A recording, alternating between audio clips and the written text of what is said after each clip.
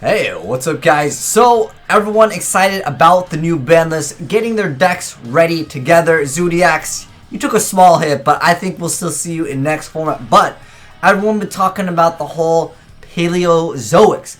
But this version of Paleozoics is a little bit different. First off, we got 60 cards. You know, you might open up with that one card called the grass is always tastier greener. You automatically win. But this is an amazing duel showcasing off Zodiac True King Dinos. Now this deck looks pretty dirty. Just watch what happens in this duel. Vice Admiral, credit goes to him for this amazing build of the Frog Paleozoics mixed in with Phantom Knights. I know you guys are like, where are the Phantom Knights at? Don't worry, you'll get to that in a second. And this is an amazing duel. You guys won't believe how the person actually wins the duel. But anyways, we got Maxi activated. He's got his Treat Toad. He's going to go ahead and try to change this to face down defense position, but he's going to go ahead and say no to that, obviously.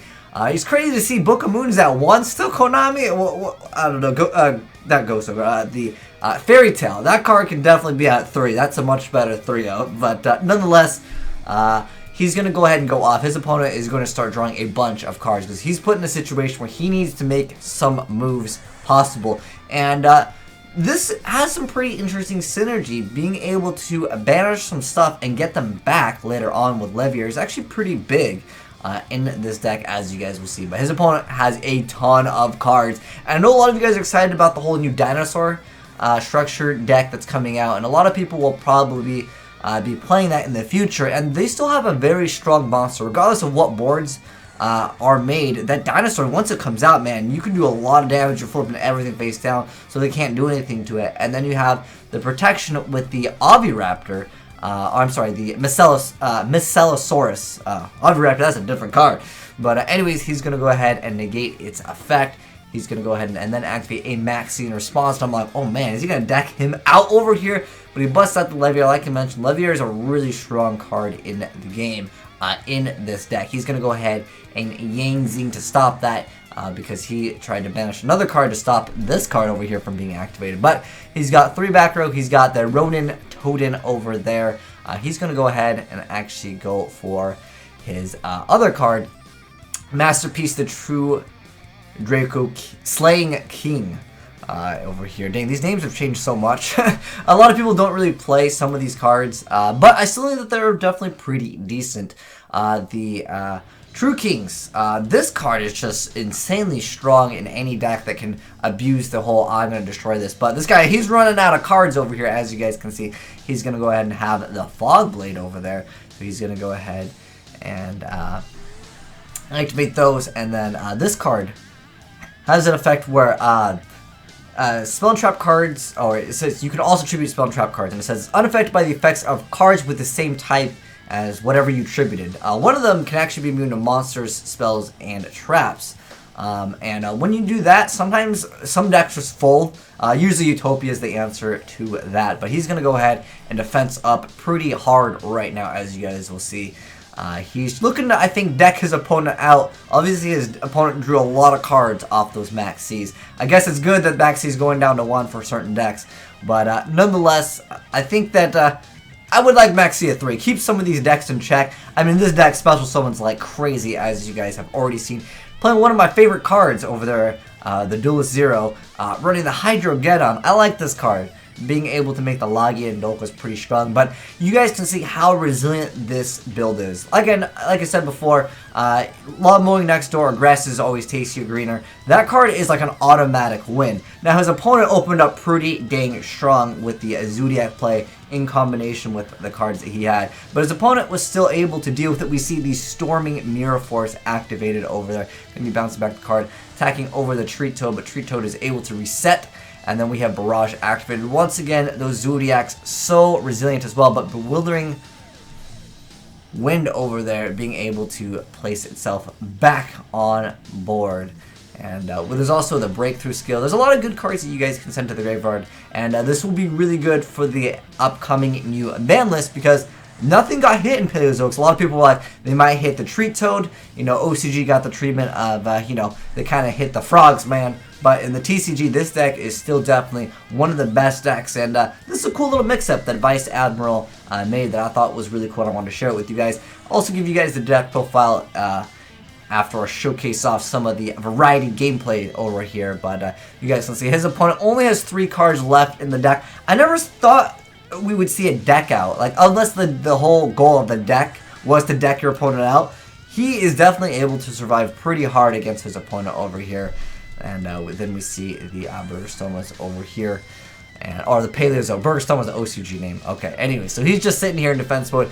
F0 is a really annoying card for a lot of decks to deal with. As you guys can see, he just can't really deal with this card too easily. But anyways, he's got 2 cards left in his deck from the guy in the back. We see Left Arm Offering.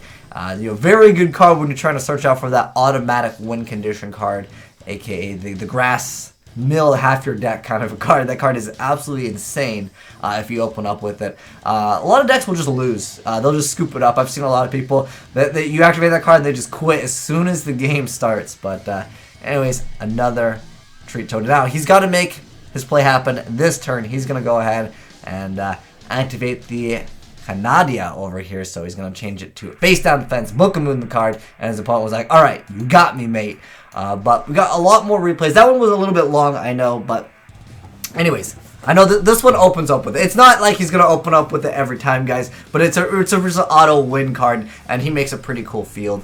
Well, his opponent does, actually. His opponent makes the Dat Metatron over there, and that card is a very, very strong card. It's the card that can be immune to, because it requires 3 monsters, so you can be immune to monsters, spells, and traps, and that can hurt a lot of different decks. But we see Quaking Mirror Force activated over here, and it's going to flip everything face down. And then he's got his plays, so he's going to go ahead and then special summon, and then he's going to go ahead and respond to that by some of the trap cards that he sent. Basically, a lot of these cards are just extras that he got for free, and pretty much it's like the grass green, I don't know, I almost feel like the card should go. I don't know how you guys feel about that. Let me know down below in the comment section below. Because when you get that card, you could just like automatically win. But we see the Dank Rebellion summon over here. But he's leaving his opponent with a monster, a trap, and a spell card out on the board. And obviously, you guys know what the guy's going to go for. He's making the Metatron, the true Draco Mech Soldier, which is immune to everything. Pretty much, minus things that have higher attack. He gets over the monster that could have attacked over him, the Dank Rebellion, but we have Fog Blade down over here, so he can negate an effect of another monster if he ever gets over this one, because you can see over here it's immune to monsters, spells, and trap, and it has 3,000 attack, almost like a tower's. But he's going to go ahead and have that ability to have the Phantom Knight Sword, so he's going to go ahead and get out that Swap Frog. He's going to go ahead and attack into something, and he's like, alright, no problem, because next turn, he can just straight crash. He's going to go ahead and upgrade his Treat Toad, give him some extra damage, and then he just says, okay, man, you beat me. So I thought that one was really cool, too. Now, like I said, it's not every game that he's going to open up with that broken card, but Left Arm Offering, another really strong card. The guy in the back over here playing some Zodiac Metal Foes. Really, really combo-licious deck, and you guys will see he's going to go ahead and bust out the Rat. And you guys know the standard Rat play. Go for the first turn Durancia, as well as that Diagosto Emerald, so you guys can reset some of the engine from the Zodiac archetype. But it's still a decent little play turn 1, and then we see the Mithril here now summoned. It's his turn. Opens up with, again, this guy, he's a legend, man. I know you guys someone's gonna comment and be like, oh my gosh, he only won because he has that card. Alright, like I said, there are some replays where he doesn't have to have it turn 1 that are still pretty good and still pretty entertaining. But the thing is that is like an auto win, and I like seeing sometimes the interesting decks see some more play. But anyways, he's gonna go ahead and make that have 0 attack. And this is actually a, Dark Requiem, okay, I wanted to go over the card under, what's the card under? There's another card that, it's a newer card, but I'll get into that when we go over the deck profile. But anyways, next up, we got it versus Blue Eyes. I know some people are like, well, what about Blue Eyes in the upcoming format? Because, well, ABC also didn't get hit, ABC plus the Blue Eyes. But Blue Eyes is definitely a deck that is a fan favorite. I feel like it's just not personally my playstyle, but I think it's an okay deck. But I think that a lot of the other meta is just a little bit too fast for it. Even though the Zodiac got hit a little bit, I think it's too small of a hit to say Zodiacs are out of the game. But anyways, we see the Swap Frog over here. Like I said, no lawn mowing next door over here. But we got the Swap Frog in. It works really well just to spam the board. Okay, this is the card that I wanted to showcase and talk about. So it's the Cursed Javelin over here. So it's just 2 level 2 monsters. You catch a material from this card, target 1 face-up monster opponent controls until the end of this turn. Its attack becomes 0. Also, it has its effects negated. This effect can be activated during either player's turn. So that's really where I feel like Phantom Knight's next format, you know, when we get this card, the TCG, have a lot more potential because this card is insanely strong. You can make it in a lot of different decks. So it's got mediocre attack, but who cares? You're negating the effect, and it can't attack during either player's turn. I think that this will make the deck so much stronger. We got another Blue Eyes player trying to match up against this. You guys already know with Left Arm Offering, it's a wrap. It's like straight up. This just destroys people. And when you send like 20, 30 cards to the graveyard, your opponent pretty much has to say game over. He's going to go ahead and go for a pretty standard first turn over here. We got the Treat Toad, we got the Leviair, and he's going to go ahead and search out for some of that back row, so he's able to also use these cards later down the line. Now he's got the Treat Toad, he's got Leviair, he's going to go ahead and activate Melody, attack into the Dupe Frog, because he has to actually attack into that's one of Dupe Frog's effect. And what's cool is if you have 2 Dupe Frogs, your opponent can't actually attack. Really interesting stuff. Because it says your opponent has to select Dupe Frog, but when there's 2 of them, the game gets confused over here. So you see a bunch of chains over there. But he still has to send this card during the end phase to the graveyard. But he's going to go ahead and make the Break Sword over here. He's got 3,000 attack, and he's going to go ahead and destroy the back row, destroy his back row, which is just Twin Twister, so it wasn't even a real back row. Don't have to worry about getting reinforced. Then he activates Bewildering Wind over here, and then he's going to be able to go ahead and activate the Paleozoic card in response to that and game his opponent. I thought that was a really cool play over there. And then we got a few more. Oh, there's so many like good duels over here. Like I said, we got another one of those lawn mowing. Obviously, guys, the card is really good in the deck. Pretty much auto wins. But watch what the other guy makes. I highlighted the best for you guys from Vice Admiral over here. But anyways, he's going to go ahead and make the Break Sword once again. And then the Treat Toad. Also, this card has 3,000 attack. So he's got some back row to back himself up. He's also got Solemn Strike.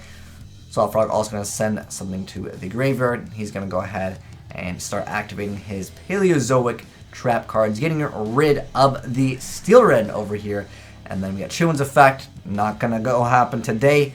And then that is pretty much game over. Okay, maybe it wasn't this Metal Foes, but this one's pretty cheesy. I like this one because I was like, oh, what's going on here? Okay, so this is versus a Utopia deck, something I haven't seen players play in a long time. But it was a really cool deck. It had a little bit of hype going behind it. I kind of hyped up the deck too because it was really cool because you could like do some crazy things with the deck. Basically, it was an unstoppable Utopia. But this is a while back before we had a lot of other cards that can stop a lot of this stuff. But anyways, Utopia Lightning, double lightnings in one turn, so he's gonna get rid of both of those. And I was like, wow, this is kind of cheesy over here. And then he activates the 1-day stall. But anyways, Lawn Mowing next door comes in clutch. That's like the win condition of this deck in a sense. But before someone says you only need that card, without that card you couldn't win in this deck. That's not true, guys. It just happens to help out a ton. But he makes this card that look like a Digimon over here. We got Anomal Carlos. Dang, that's a really long name. But anyways, it's unaffected by other monster effects, which is actually pretty good. And then once per turn, if a trap card is sent from your spell and trap zone to the graveyard, you can execute the top card of your deck, and if it's a trap card, you just add it to your hand. That's a really cool little effect. But look, he was able to deal with it. His opponent was like, okay, yeah, you win, man. Alright, so this is versus, these are kind of like more Lawn Mowing next door. I know. You guys are going to comment down below. But anyways, this one is like a complete shutdown. It's a really good field. I believe is the replay this one shows off. But first turn, the guy's going to go ahead and go for the Dupe Frog. So he has to attack the Dupe Frog, which is actually really annoying. He's like, yo, I'm just going to go ahead and set something because I can't do anything. He activates the Universal Beginning over here, and he's going to go ahead and respond to that. He goes for the Black Luster Ritual card. Hey, I thought that was kind of cool that they gave Black Luster support, although it's kind of bad. It's not even kind of bad. It's not even viable in this day and age. I really hope that they give more support to this. But nonetheless, he just makes an amazing field. busting out like Dagusto Emerald. And then he's able to actually target the Levier, which I didn't even think of in this deck to see any play. And I just wanted to showcase off that little replay because I haven't seen that many people play Dagusto Phoenix anymore. A lot of people used to just play this card because it's like, oh, well, randomly I might be able to do something with it. And I guess he wanted to rematch with that Black Lava. So Lawnmower Next Door, too good. Should it be banned, guys? I don't know. This is definitely showcasing off how good the card is. And I don't know if it will actually get touched by the ban list. I feel like it's more like kind of cheesy, but like it happens a lot, as you guys have seen in these replays. The guy busts out the Blackluster Soldier, the classic one, although I don't think it's too good. There is a lot of support that works with it, but it's just not viable this day and age. He's going to go ahead and bounce the back row. He's going to go ahead and activate Super Shield. Going to go ahead and stop that. So Blackluster, are you going to have a chance this time?